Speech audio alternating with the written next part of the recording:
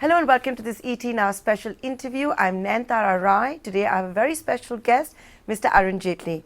Mr. Finance Minister, thank you so much for joining us here on ET Now. Less than 2 weeks to go for general elections 2019. Is the Bharatiya Janata Party's main poll plank national security? Last time it was economic development, it was jobs, it was about hope. Well, no election is ever a one-issue election.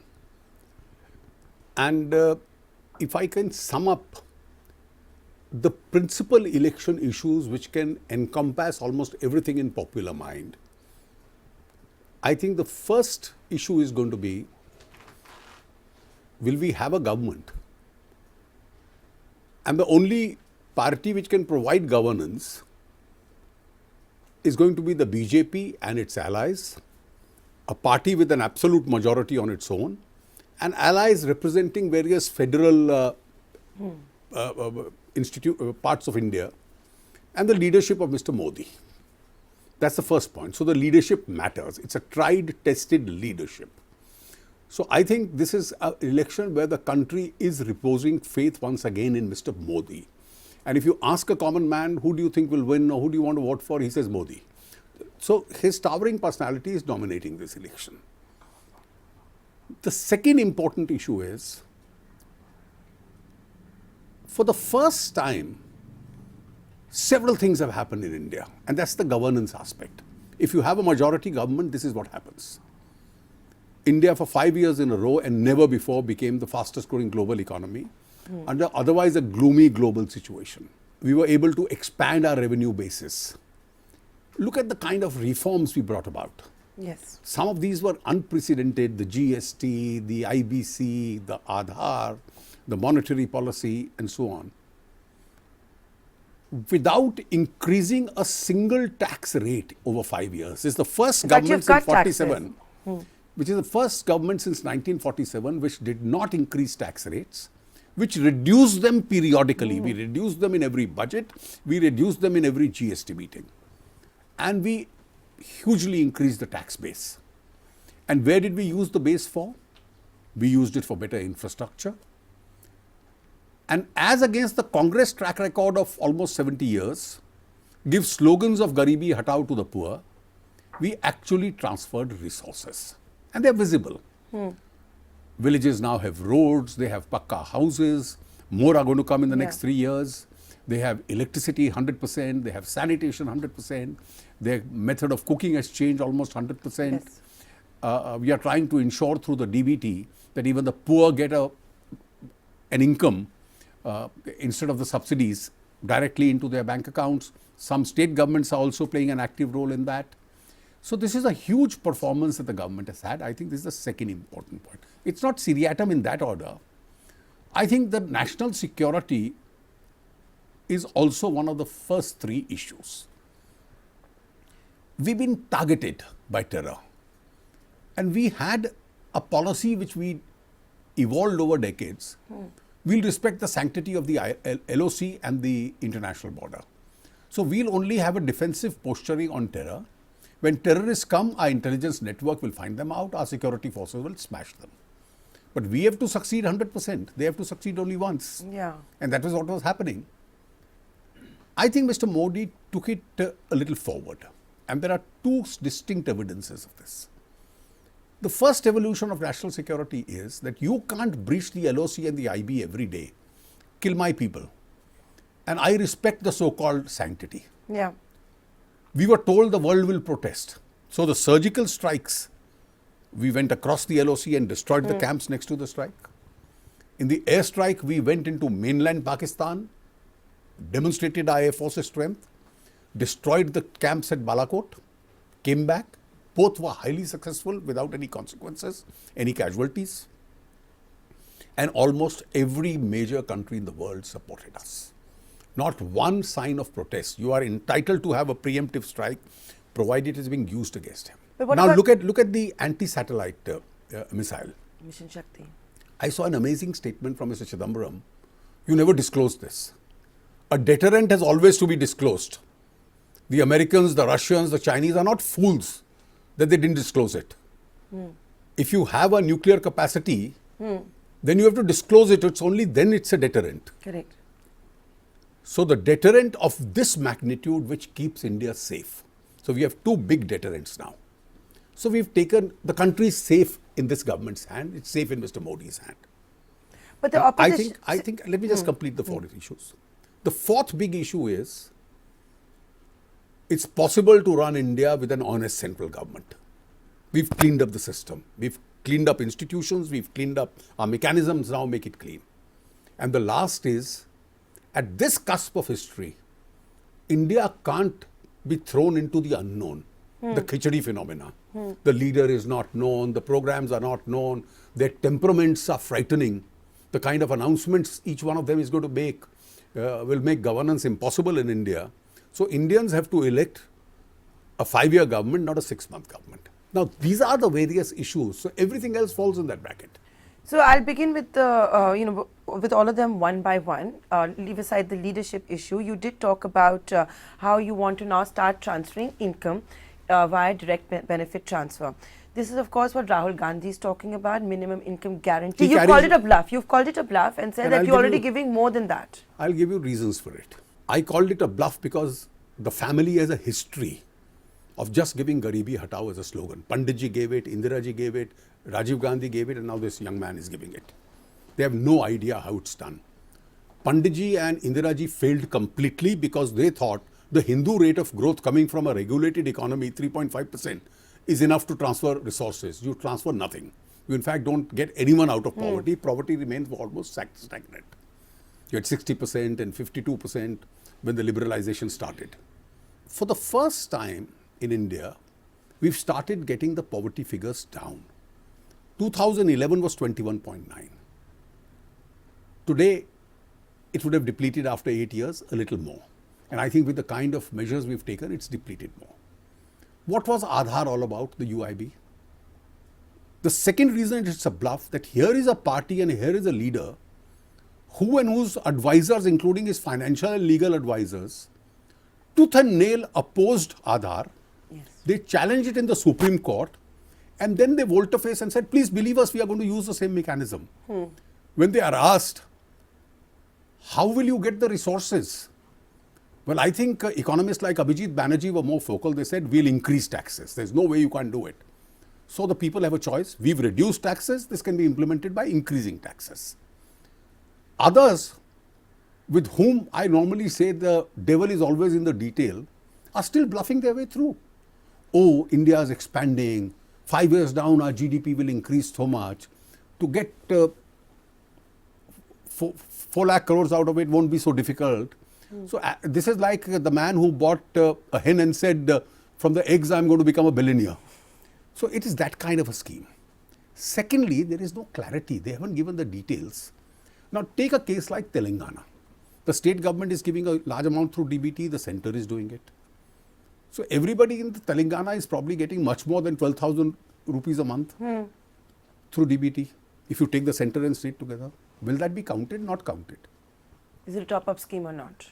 If it is not counted, let's say if it's not counted, and you give an extra 6,000 or 12,000 over and above, then for not working, you will end up giving more than the minimum wage. And therefore, the concept of UBI, which is a good concept, and when Arvind Subramaniam had started it, I had told him that Indian politics, it will say, continue the existing subsidies and give this over and above. We're not politically ready for it. And that's what Yes. all the confusion is about. And if you count that income, then except for some physically challenged people or let us say some old age dependency people, there will be very few who would already not be getting that DBT. So it will be a non-scheme. So according to me, they have a history of betraying people on Garibi Hatao. They have a miserable track record. Don't forget, when his father was in power, he took our fiscal deficit. So read Sanjay Baru's article I read 2 days ago to some phenomenal 6-7% or 8% by just doing all this bank loan melas and so on. And that is what compelled India to be in the debt trap that finally Narasimha Rao and Manmohan Singh had to take all the lethal steps and get India out of. Correct. Now, obviously, today we don't want to afford a situation like this. I do believe strengthen the present DBT mechanism, both in the center and the states. Start giving bulk of your subsidies by that. For the poor people, now that the number of poor also is shrinking, we can even increase it as the budget size increases. And therefore, you have to get those people to be in a position to eventually opt out. So nobody starves, everybody gets his livelihood, etc. And when the economy expands, they get to cities, they go out, they do much better. Some family member gets a job, somebody starts a small business or a shop or something, then people do it. As of today, what is happening is that the lowest 20%, through various methodologies, is already getting 1.5 times what Rahul Gandhi has promised. They didn't give anything. Yeah. So we've already made it 1.5 times. So our track record speaks for itself and our credibility speaks for itself. Which means that you're under no pressure from the party and you know the voter is smart enough. Is that what you're saying? To know they're already getting more from the existing government. You see, the existing government... What they're doing is perhaps just a monthly payout is what they're announcing. You see, if everything goes into the bank account, whether you have 10 checks, which total up to 15,000 or you have one check of 12,000, it amounts to the same. I wanted to ask you, Mr. Rahul Gandhi announced it. Mr. Chidambaram in a press conference in Chennai has done it, and even Raghuram Rajan, the former RBI governor, has confirmed it. That he has been consulted on this scheme. He thinks it's doable, that it is feasible. Raghuram Rajan, in fact, has gone ahead to say that global economists are doubting the GDP numbers that are being put out by the government.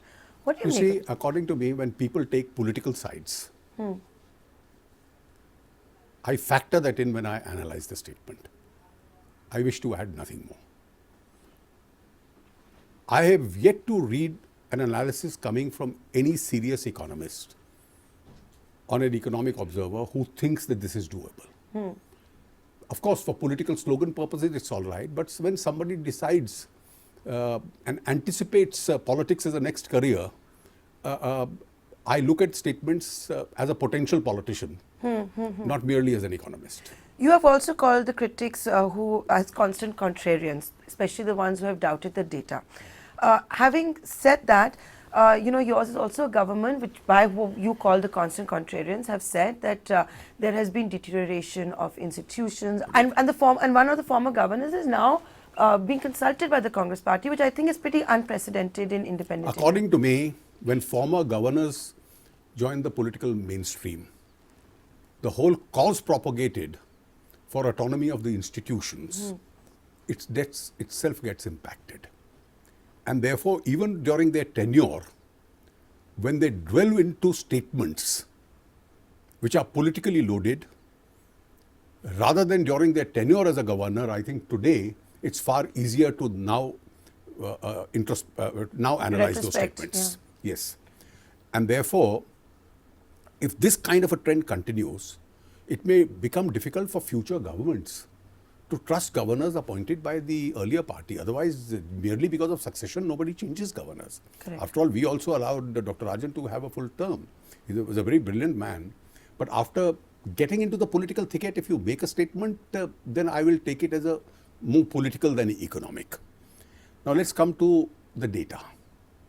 Our data is prepared by the CSSO and various organizations, is vetted at various stages. In fact, most of the time I read about it only in the newspaper. It doesn't even come to me the previous evening. I've never met at a pre-data stage anybody in these institutions, and I'm fairly categorical about it. The IMF, which is the mother of all data, accepts it.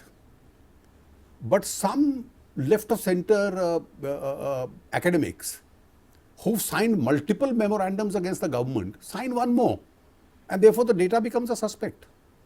Rafale deal became a suspect because you had signatories. EVMs became a success which have been working from 1996 because some people signed on it. We've thrown the defaulting industrialists out of management, and they say, 15 logo ka rin maaf kar diya. These are all fake campaigns. The data campaign is a fake campaign. Now let's come to institutions. Judiciary. We've had no confrontation. Only one incident The Supreme Court judgment in the judge's case says when the Supreme Court recommends names, the government can send it back once on basis of additional material. Second time you are bound. The government merely exercised that right in the case of one case. Also the institution collapsed. Mini emergency came. We just did that. What did they do? They've carried on a social media, a political media campaign. There are statements saying we have no faith in the judiciary. You are threatening walkouts of courts. You bring a fake impeachment against the Chief Justice of India and then say institutions are under threat. Second, Election Commission. We have never been at loggerheads with the Election Commission. Every kind of vicious campaign of credibility is being carried on against the Election Commission. Earlier tenure or now tenure. Recently, Tejasvi Yadav wrote to Rahul Gandhi, all electronic media is biased, we should boycott the channels in the evenings. This is the line that they are towing. Yeah. And now let's come to RBI, their last cause. As far as the RBI is concerned, we had in principle a disagreement with the RBI on the analysis of the economy. And every circumstance has proved us right and the RBI wrong. The GDP data that has come No, out. particularly the GDP data. There was a liquidity crunch, there was a credit crunch. Industry after industry, the auto industry would say people are not buying because they can't get loans. Builders were saying flat buyers are not buying because they can't get loans. The NBFCs were saying we were about to collapse. The public sector banks were trying to keep them alive so that the contagion effect doesn't take place. And the RBI decided to look the other way. Oh, we think there is surplus liquidity, there is surplus credit. And therefore, I was compelled to say that any institution, its autonomy is respectable, but it is subservient to national interest. The country is above this. And I am glad that not a single market player and a stakeholder, some left of center writers or some vested interests made some statement, but not a single market player, whether it was industry or it was the chambers or it was the financial markets or it was the real estate industry or automobile industry, not one market player disagreed with me. In fact, they all supported the stand because they knew where the shoe pinches. Ultimately, the government is the biggest stakeholder.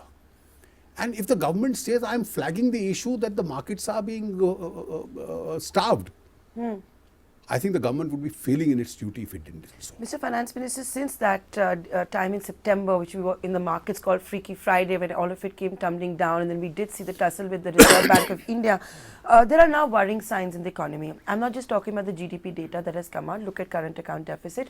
Also, the auto sales, for example, is a strong indicator that maybe consumption story is slowing down, the economy is slowing down. How worried are you? You see, I don't think one needs to overreact. Auto sales, yes, that's a subject of concern which is being independently analyzed as to why this is happening. There could be multiple reasons for it. I think from the kind of secondary data in various fields I'm getting, that doesn't seem to be so. Okay. When the March figures of the GST come in the next 24 or 48 hours, they are a direct reflection of how much purchases would have taken place in February. Correct. And the April figures would indicate March. And this is not an area where the tax authorities can say pay in advance, because people pay only percentage of what is the billed amount. It's entirely on the online system. So when the figures come out, you'll probably be. So turnaround is No, I won't say turnaround. I think transiently the third quarter was not a great quarter. Global factors, base effect. These are two common factors that will also continue in the fourth quarter. Okay. And the third reason, of course, was credit and liquidity. We had anticipated it. We were telling the RBI this during the second quarter, and this had its effect. Would a lot of that be taken care of in the fourth quarter? The new governor is trying out dynamic measures. You see, let's see. Now their policy is due, what they have to say on this.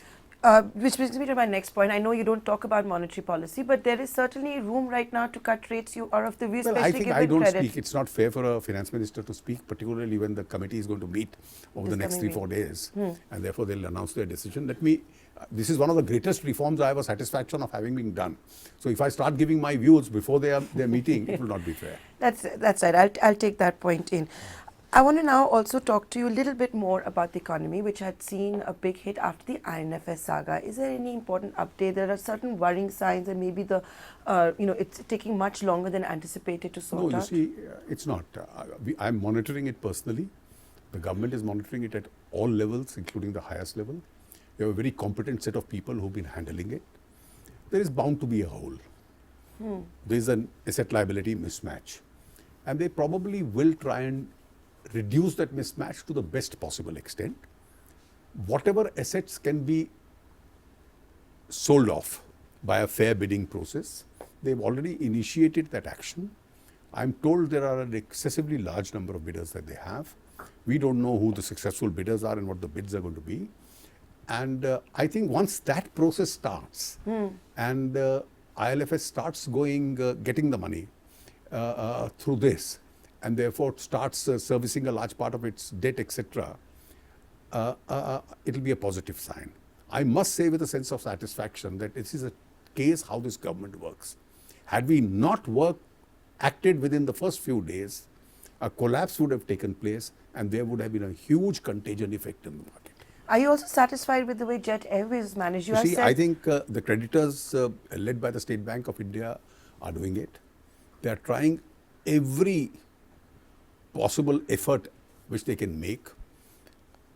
Temporarily, they have entered into various arrangements with the existing promoters, got certain set of undertakings from them, and they are willing to do the bridge funding for the period that they don't get a next promoter to come in and take over. And they are making all the efforts. Was it the right decision also because it's election year and we can't afford a second Kingfisher Airlines? We can't. I saw a silly statement from the Congress party which said, why intervene in Jet? Well, we are not funding the promoter. We can't afford a major Indian brand to collapse. If it collapses, there are two effects.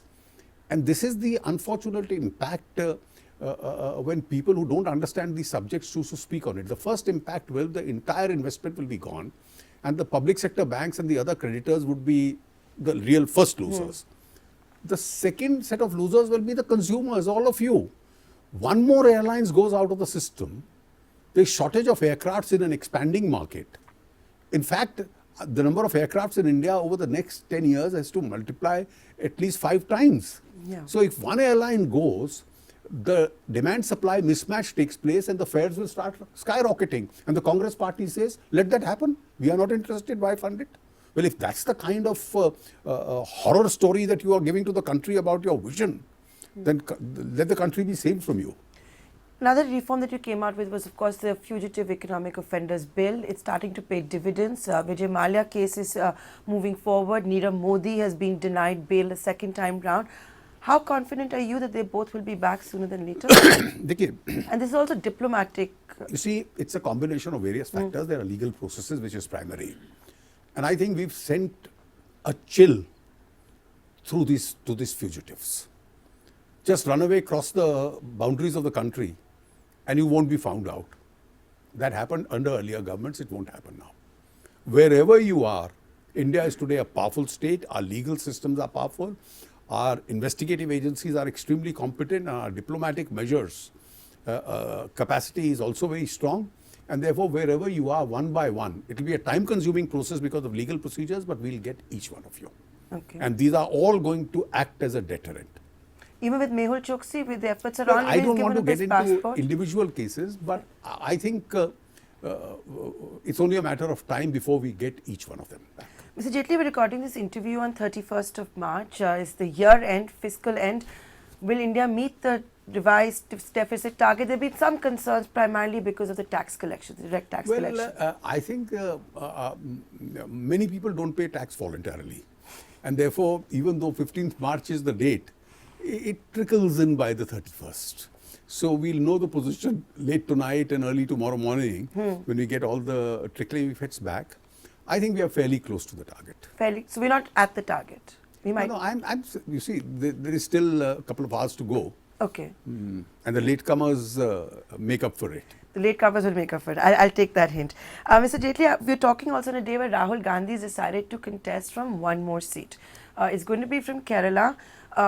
It's not going to be against the BJP. He's fighting primarily the left. What kind of a message does that send, A, to the party and to the Mahagathbandhan in your view? I think there are three messages. The first is there is no Mahagathbandhan. The left has already made it clear. It's a myth. They are at each other's throat. The second is, I think in one erroneous move, by displaying nervousness, he's created a situation which is advantage Mayawati, advantage Mamata Banerjee. Okay. Leaders don't lose nerve so quickly. And thirdly, on a lighter vein, I will remind him what his favorite character, whom he always quotes, once said. His name was Gabbar Singh. And his famous sentence was, "Jo dar gaya, so mar gaya." And I think since he quotes him very frequently, he won't forget this very wise quote coming from that man. Having said that, the Congress is quick to say that Prime Minister Narendra Modi in 2014 also fought from 2 seats, entered Varanasi, and this is the Congress trying to show that it's serious about South India. There was symbolism. There was a pro-Modi wave. And everybody knew he's going to win those both the seats by 4 to 5 lakh votes. Therefore, he wanted to consolidate en masse. He took us to 58% vote in Gujarat, which gave us all the 26 seats. And he took us to an amazing 43-44% vote in UP, which gave us 73 seats. And therefore, that was to strengthen ourselves. Okay. That was not out of any fear. That was not out of... so you actually think he's afraid of losing Amethi to Smriti Irani? I think there is another factor. My colleague Ravi Shankar Prasad has made a statement. He was looking for a constituency where the majority community is in a minority. Having manufactured this theory of Hindu terror, offended every member of the majority community. And now in each of the judgments, the judges are saying, this was concocted. There is not an iota of evidence. And therefore, he has to seek refuge in constituencies where the majority community is in a minority. Okay, so that could perhaps be the other reason why he's chosen this particular seat, according to you, Mr. Jaitley. What about Priyanka Gandhi? Late entry, but do you think that is going to make an impact? Well, why comment on her? She hasn't said anything so significant. Her views are still masked. So why should I comment on it at all? Yeah, she's not even announced if she's going to indeed stand. I am not concerned whether she stands as their party matter, but I am yet to hear the wisdom on policy matters. We know the non-wisdom of her brother, but we are still to hear her wisdom on policy matters. Okay, I want to now also... wisdom can't be, hum garibon ke saath hai, ya amiron ke saath hai. This, we were all taught when we were children. You have to grow up into a higher level of debate. Which is something that you've often accused Rahul Gandhi of also, that, you know, beyond the headlines, when will the... Well, I'll tell you, what does special status for a state mean? What he has said. Let me elaborate his views. When you give it to one state, will you have to give it to 5 other states which are economically weaker than that one state? How will you say no to Orissa, to Jharkhand, to Bihar, to West Bengal? 2, when he says GST, I am opposed. One tax rate should be there. But India can't have a one tax rate. That you made quite clear. You can't charge food at a rate at which you charge a Mercedes car. So you have to put food at mostly 0. You have to put small Aam Aadmi matter commodities at 5%. So the first thing was to get rid of the 28%, which we have by and large succeeded. Yeah.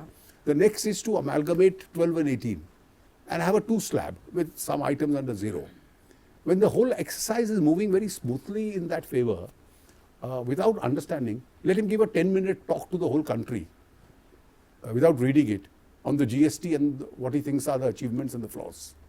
It's brought down the combined rate of indirect taxes in this country by almost 20%. So people have benefited. Most of the small traders are out of it. He is continuing to target the goods and services tax, saying he'll scrap it if he comes to power. His new target also seems to be the Niti Aayog, saying he'd want to scrap the Niti Aayog. It only fudges data as a marketing. You see, I think India's moved on. And his ideological stands are not even that. Certainly not of Narasimha Rao or Manmohan Singh. Certainly not even of his own father. It's closer to the first 3 decades of a completely regulated economy. You see, or is it that he shoots off anything which comes to his mind, which may be populist on the spur? Now, look at this around. New industries won't require any structure, won't require any registration. You can just start. For the first 3 years, we won't ask for anything. No tax also. So you will go to the bank and said, I am Nayantara Rai. I want to start an industry. I don't have a company. My own contribution to equity or investment is not known. I want you to give me 5 crores for starting it. And then you vanish. If you have absurdities of this kind, you will produce 1,000 Nirav Modis. Now, without thinking of it, he just shoots off. And therefore, I think people don't comment on it because it's really beneath a particular intellectual dignity to even comment on every absurdity. Right. I want to go back to those 4 priorities that you also spoke about, Mr. Jaitley, and bring up the national security as well. Of course, events that were not foreseen took place in the month of February, but on the 1st of February itself, we did see a major, budget outlay for defense, the highest ever, crossing 3 lakh crores. You have 72,000 crore rupees under OROP also, which has now been sanctioned. So, was it decided early on itself that this was going to be? You see, I'll tell you, let me say we are increasing it gradually. I am personally still not satisfied. I have also been twice the Raksha Mantri. And I'll answer this by saying, we've increased it, it's exceeded. But almost 2/3 of what we give is establishment, salaries, pensions. 1/3 goes into capital expense, the equipment. If the budget had extra resources over the next 5 years, let's say, and I'm giving you an indication for the future, what would be the 4 priority items I'll spend them on? My first item, not necessarily in that order, you'll have to spread it out to all 4, would be defense and national security. You have 7 to 8 lakh crores of backlog of equipments. Okay. So you have to put in more money to get rid of that backlog. It's important given your geopolitical situation. 2, we've invested this time quite a lot in healthcare. A lot is happening. This can be expanded. And I think the economy will be able to export that expansion. 50 crore people now have a state support for hospitalization. Many people have their own or their employers' support. But you need to spend on education. The states have to do it. They are more interested in distributing envelopes and 1 tola of gold or a Sagan scheme or so on. 3, infrastructure. We are finally catching up with the rest of the world. Our highways are as good, if not better. Our airports are much better than what you see in Europe and in the United States these days. Our port capacities are increasing. We have surplus power, though the sector is under a little bit of stress. And I think 2 areas of infrastructure which we need to bring up to global level. Okay. Which are? One is railways. Okay, modernize the railways. Modernizing railways. Not only stations, but trains. Now, all this crap about don't have a bullet train, don't have a 160-kilometer train. What if every major center was connected to the other? Look at what this Delhi-Meerut rail corridor do. You will have 7 cities between Delhi and Meerut. You will reach, with 7 stops, Meerut to Delhi in 55 minutes. You can live there and work in Delhi. You can be in Ghaziabad, in Muradnagar, in Modi Nagar, in Meerut, or those 2 other townships in between, and reach Delhi in 25 minutes from, let's say, Modi Nagar. Yeah. And these are all towns where you will get a 3-bedroom affordable housing flat for 1% GST. So look at the kind of development over the next 4 years which will take place. It will take a lot of Delhi's load. So it will add to development. And I think railways, and the second most neglected sector, wholly within the state domain, is state transport system. Yeah. We can't in 2019 allow our people to travel in ramshackled buses. Whether we bring in private sector in it or the state improves, I think the states have to push. This is what I had announced in my 2015 budget, but unfortunately the states were not prepared for it. And I think the fourth area would be, we started this whole tradition of investing in rural India. In roads, on agricultural support incomes, on housing, on electricity, on civic amenities, sanitation, etc. I think the fourth big layer has to continue to go there for the next 10 years. It's only then that rural life in India will improve to at least semi-urban-like facilities. So you're giving us a little sneak peek. If the Modi Sarkar is back, Well, what will be the priority areas? I said so. These are the 4 areas which would be top priority. Would you concede that maybe the government didn't understand how distressed agriculture was? No, we understood it. We understood it. But only in the last 1 year No, have we understood it.